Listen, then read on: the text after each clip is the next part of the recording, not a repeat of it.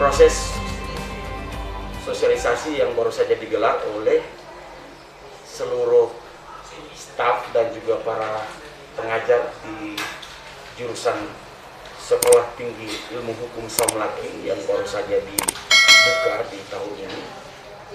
Dan saya sudah berada bersama-sama dengan pengelola Sekolah Tinggi Ilmu Hukum Samlaki. Mohon izin Bapak berdua ini, langkah sosialisasi yang dilakukan barusan ini, apa yang disampaikan kepada masyarakat terkait dengan kegiatan sosialisasi?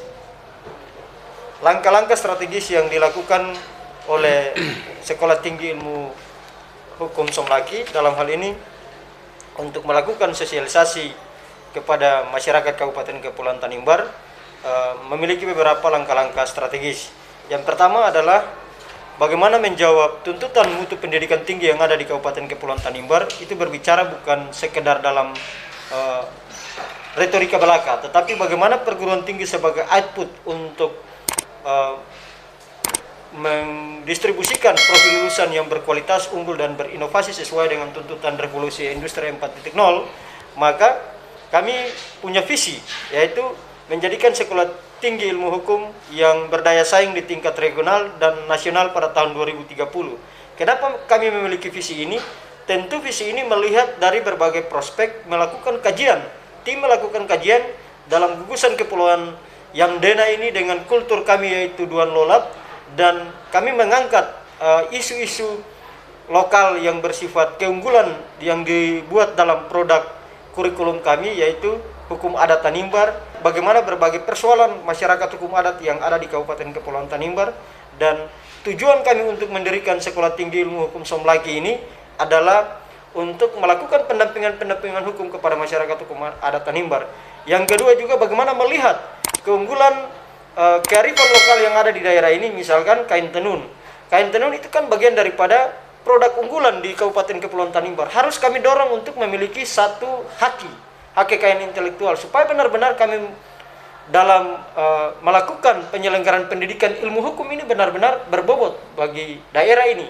Kami sudah memiliki sumber daya manusia yang tidak bisa diragukan lagi. 13 SDM yang berafiliasi di bidang ilmu hukum, baik itu dari hukum pidana, perdata, hukum ekonomi dan bisnis, kemudian ada juga hukum adat Tanimbar, sehingga di dalam kurikulum yang kami menyusun dengan 13 kekuatan SDM ini semua yang berlatar belakang magister hukum, kami sudah berkomitmen menghasilkan kajian-kajian akademik dalam hal ini yang berskala nasional lewat hasil kajian-kajian kami. Dengan demikian, bagaimana menjawab tuntutan visi itu harus dijabarkan ke dalam misi.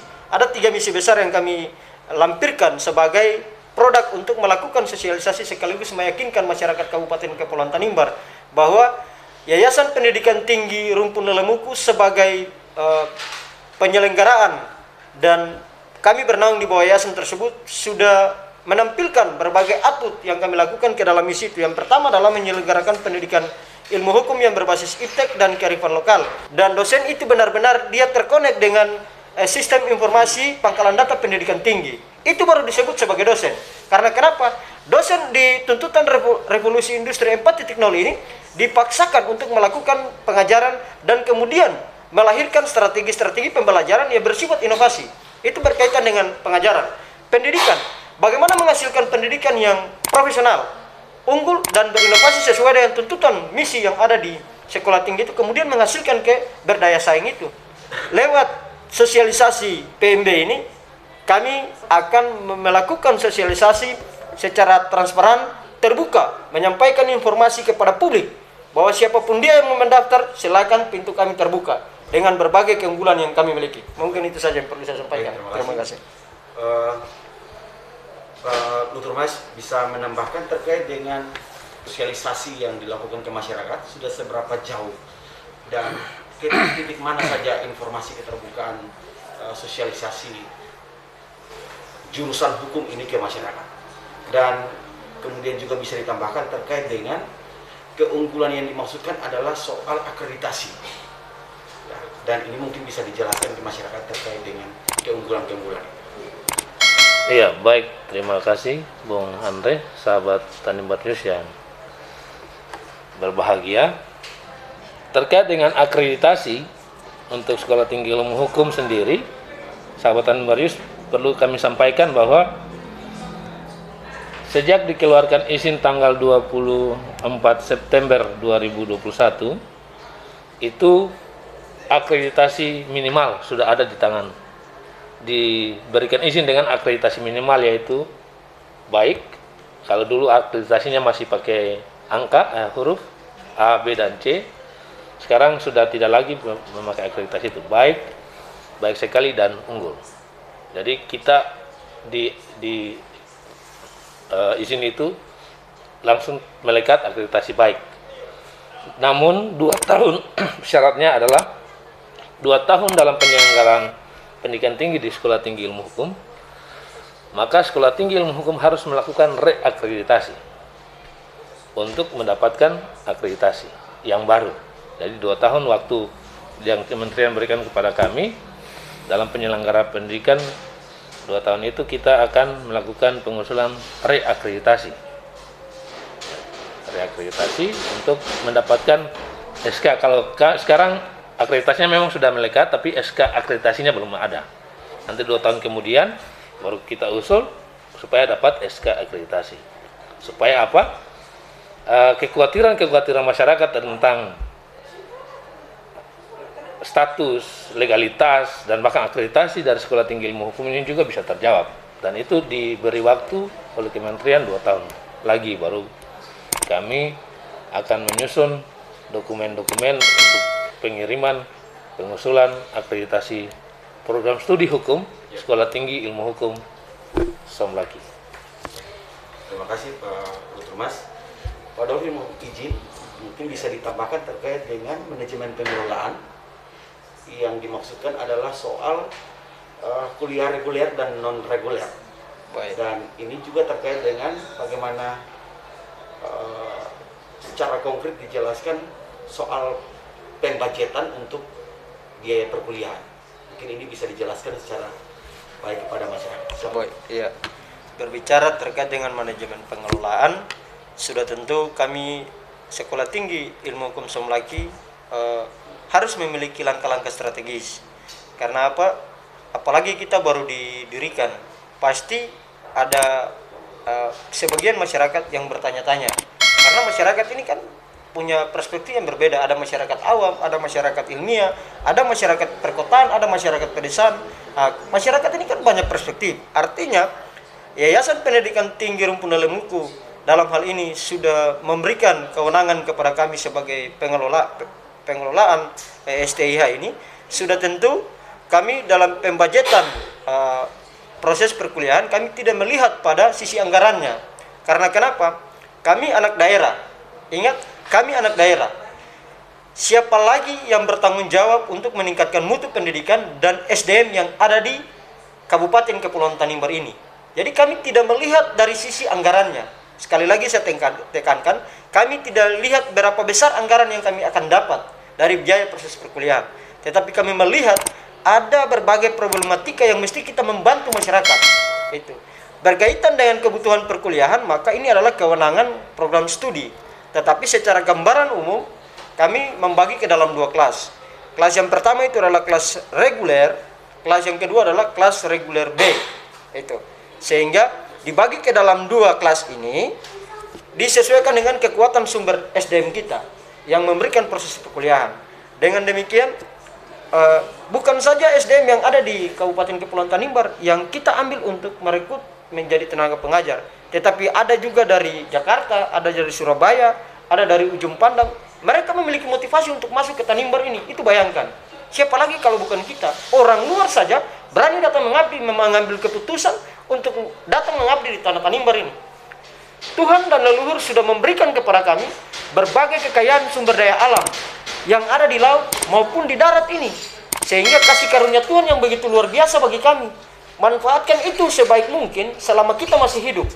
Kami tidak berpikir bagaimana kita kaya dari pengelolaan perguruan tinggi ini. Tidak. Kami berpikir bagaimana meningkatkan mutu kualitas pendidikan yang ada di daerah ini. Karena apa? Dengan 3 sekolah tinggi yang dimiliki oleh Yayasan Pendidikan Tinggi Rumpun Lemuku, itu adalah sebagai bukti dan fakta hukum sampai hari ini kita masih berdiri, kekar, dan bagaimana mewujudkan Tanimbar yang cerdas, unggul itu lewat tuntutan masa depan di era industri 4.0. Pembacetan proses perkuliahan, STIH sebagai sekolah tinggi ilmu hukum terbuka luas kepada masyarakat. Baik ada masyarakat yang ada di Tanimbar Utara maupun masyarakat yang ada di Kecamatan Wermaktian dan Selaru sampai kepada Kecamatan Tanimbar Selatan. Baik, terima kasih. Pak Lutur Mas bisa menambahkan terkait dengan soal mencerdaskan kehidupan bangsa ini menjadi tanggung jawab seluruh stakeholder, baik itu di lini pemerintahan maupun dan sebagainya. Saya kira lembaga ini adalah lembaga swasta yang kemudian dikelola secara baik dan memiliki keunggulan. Hari ini salah satu jurusan hukum sudah terbit dan perdana ada di Tanimbar. Selama ini bagaimana hubungan kerjasama dan sejauh mana respon pemerintah daerah terkait dengan pengembangan wilayah pendidikan, terkhususnya kerjasama pemerintah daerah Kepulauan Tanimbar dengan YPTRLS? Iya, baik Pak Andre. Mungkin kalau bertanya soal YPTRLS ini, saya bukan pimpinan YPTRLS, bahasanya saja bagian dari YPTRLS. Nah, kalau bicara soal hubungan pendidikan dengan pemerintah, apalagi bicara hubungan antara pemerintah daerah dengan YPTRLS, ya saya kira hubungannya baik-baik saja, baik-baik saja. Tidak ada tendensi-tendensi miring dari kami kepada pemerintah daerah ataupun mungkin sebaliknya.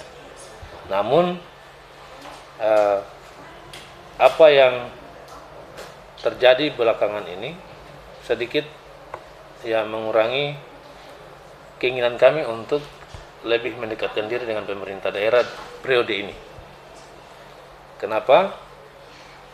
Bukti banyak yang bisa kami sampaikan, tapi salah satu bukti itu ada di sebelah gedung ini, ya. Dan itu membuat kami seperti merasa tidak dipandang oleh pemerintah daerah. Nah, tapi bagi kami itu tidak menjadi suatu persoalan yang bisa mengurangi semangat kami untuk mencerdaskan kehidupan bangsa anak-anak Tanimbar khususnya. Terkait dengan soal beasiswa, Ya, memang tahun ini kita karena terlambat izinnya, beasiswa UKT KIP kuliah itu sudah selesai. Baru izin penyelenggara sekolah tinggi ilmu hukum ini diberikan. Jadi untuk tahun ini tidak ada beasiswa KIP kuliah, nanti tahun depan baru diberikan. Karena kita sudah lewat penetapan untuk KIP kuliah, baru izin ini kalau saja kemarin kita dapat izinnya di bulan sekitar bulan Juli atau Agustus awal, mungkin saja bisa. Kita akan itu sudah pasti akan diberikan kuota untuk KIP kuliah. Berarti mahasiswa yang daftar untuk perdana ini? Perdana ini belum bisa dapat beasiswa. Tapi bisa daftar? Bisa daftar beasiswa di tahun ajaran berikut kalau mereka lulusannya 2 tahun dari 2021 itu mundur 2 tahun di belakang. Misalnya 2020, 2019. Kalau berarti 2 tahun ke belakang dimungkinkan untuk mendapatkan beasiswa. Iya. Jadi mendaftarkan diri, diseleksi. Jadi penyeleksian untuk KIP kuliah ini bukan dilakukan oleh perguruan tinggi. Nanti dilakukan di sistem oleh kementerian. Jadi kita input, operator akan input data-data mereka. Kalau tidak ada permasalahan data, nomor induk kesiswaan yang mereka miliki di sekolah itu maka data mereka akan lolos masuk. Dan kalau sudah lolos kami tidak bisa tolak. Dan itu mereka wajib dapat.